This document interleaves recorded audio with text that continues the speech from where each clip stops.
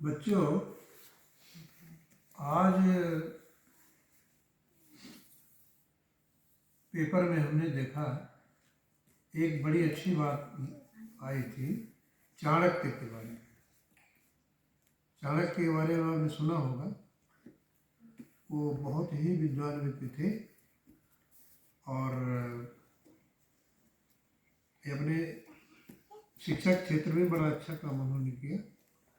जैसे आजकल के आपके शिक्षक होते हैं ना, ये लोग भी अच्छा काम कर रहे हैं, लेकिन उन्होंने ऐसे ग्रुप में बच्चों को एक दिन उनके मन में आया, चलो इनकी व्यवहारिक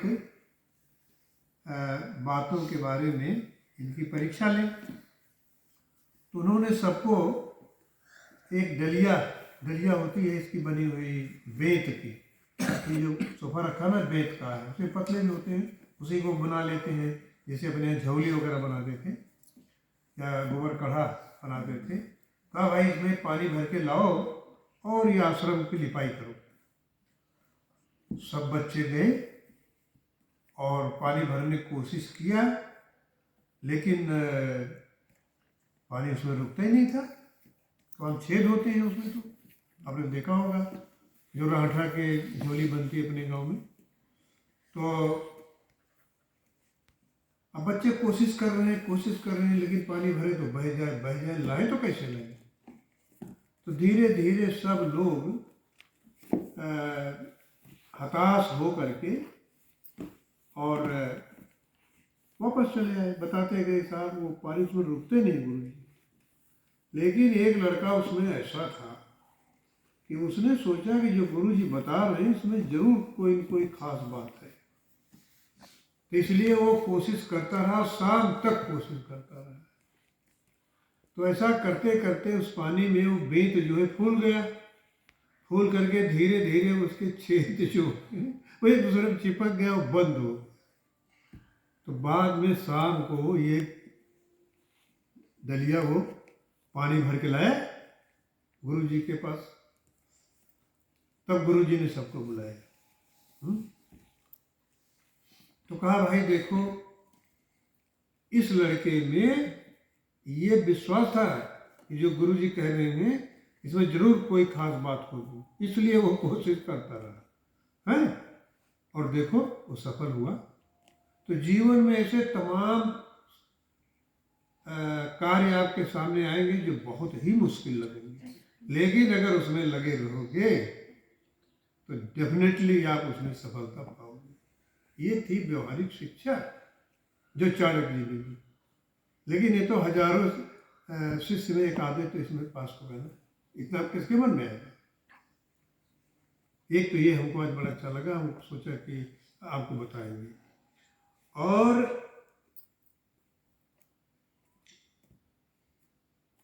दूसरा, ये शिक्षा विभाग ने उत्तर प्रदेश में एक सर्वे किया है, ये आप लोगों के बारे में, बच्चों के बारे में जो पढ़ाई होती है स्कूल में।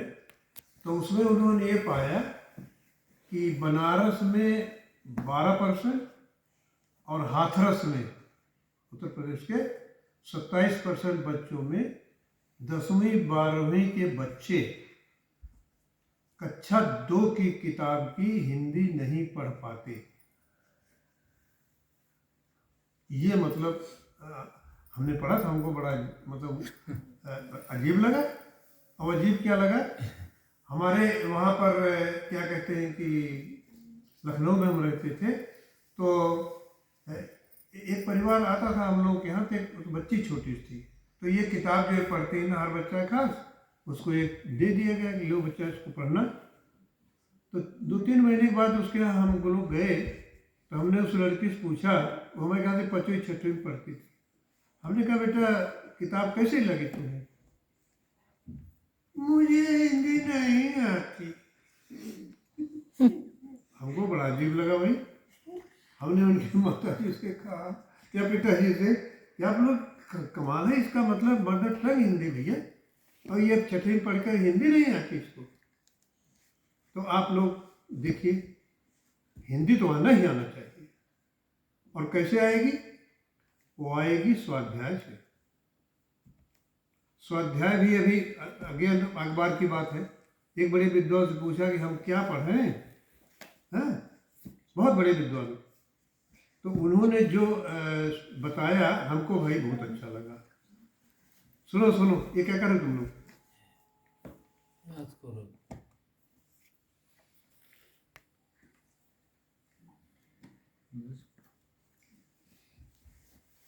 उन्होंने ये बताया कि देखो भाई, आप जिस धर्म में हैं उस धर्म की किताबें जरूर पढ़ें, और मौका लगे तो बाद में चल के आगे और धर्मों के बारे में देखो, उसमें अच्छी चीज़ें होती हैं, लेकिन अपने धर्म की कोई न कोई किताब जरूर पढ़नी चाहिए।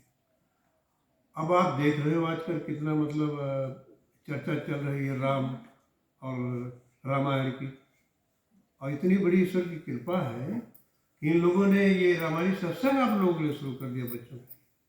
और मैं देख रहा हूँ कि जब आप पहले आए थे पहले दिन, उसके बाद पहले महीने में, आज के 2-3 साल पहले, तो आपको हिंदी पढ़नी नहीं आती थी भाई।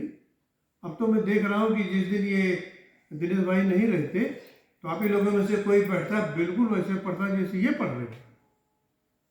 तो देखो कि हफ्ते मतलब महीने में 4 दिन 1 घंटा, वो भी 10 मिनट, ये हिंदी पढ़ने से कैसे आप लोगों में मतलब इसको पढ़ने की वो आगे हुई।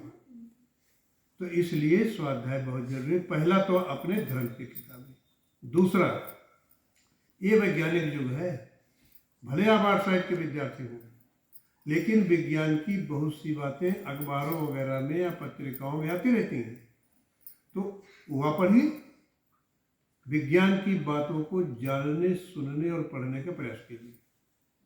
इससे आपको आपके मस्तिष्क का समग्र विकास होगा। और तीसरा उन्होंने बताया कि अपनी पसंद की, जो अपनी पसंद हो।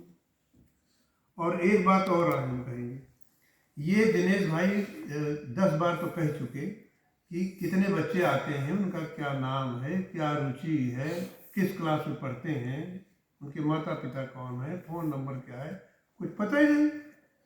अभी बता नहीं सकते सरकार जी कि यहाँ कितने बच्चे आते हैं। 10 की 15 की 20 की 4, कभी 15 हो जाते हैं, कभी 10, कभी 3 है। अब भाई देखो, एक तो बहुत इम्पोर्टेंट है अनुशासित होना, अनुशासित में समयबद्ध होना, टाइम के लिए बहुत जरूरी है। अगर आप ऐसा नहीं करेंगे तो रेलगाड़ी में लखनऊ जाना छूट जाएगी ट्रेन। ये तो प्रैक्टिस करना पड़ेगा ना।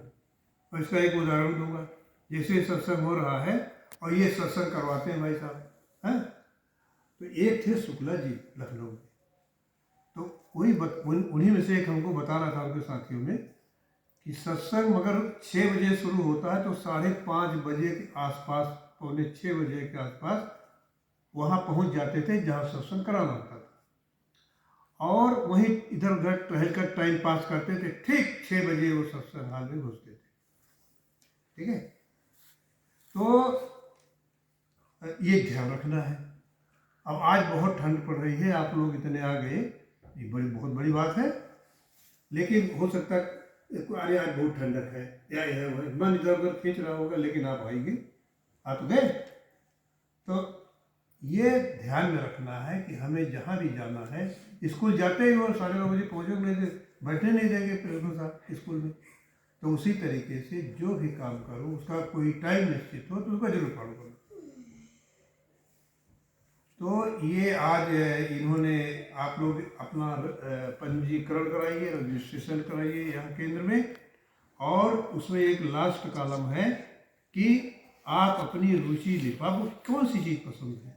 हर बच्चे की पसंद अलग अलग है, और ख़ास करके हम लोग ये लोग इंटरेस्टेड हैं आपके शिक्षा में, क्या आपका IAS बनना चाहते हैं, टीचर बनना चाहते हैं, बिजनेसमैन बनना चाहते हैं, या साहित्यकार बनना चाहते हैं, तो या जो भी कलाकार बनना चाहते हैं, तो उसमें अपनी रुचि लिखो, खुद लिखो आप। उससे क्या होगा कि उससे संबंधित पुस्तकें हम लोग अपनी लाइब्रेरी में पत्रिकाएं मंगाएंगे, तभी तो आप लोग ले जाके पढ़ेंगे, और जो आपको अच्छी लगे वो आप भी लीजिए। अंततोगत्वा तो हर बच्चे को आगे चल के धीरे धीरे अपनी खुद एक पुस्तकालय हमें बनानी चाहिए। सरदार जी ने अपनी बनाई हुई है, बहुत बढ़िया देखने उदाहरण है वो। तो इस तरीके से बच्चों इन बातों में से जो आपकी समझ में आ जाए, अगर आपकी डायरी होती तो एक आध बात आप जरूर नोट करते हैं, वो भी देखे। ये जैसे आपके स्कूल में डायरी होती है वैसे एक डायरी ये भी डिजाइन करें आपके आध्यात्मिक शिक्षा के लिए। खुश रहो, खूब पढ़ो, प्रायोरिटी आपकी पढ़ाई है।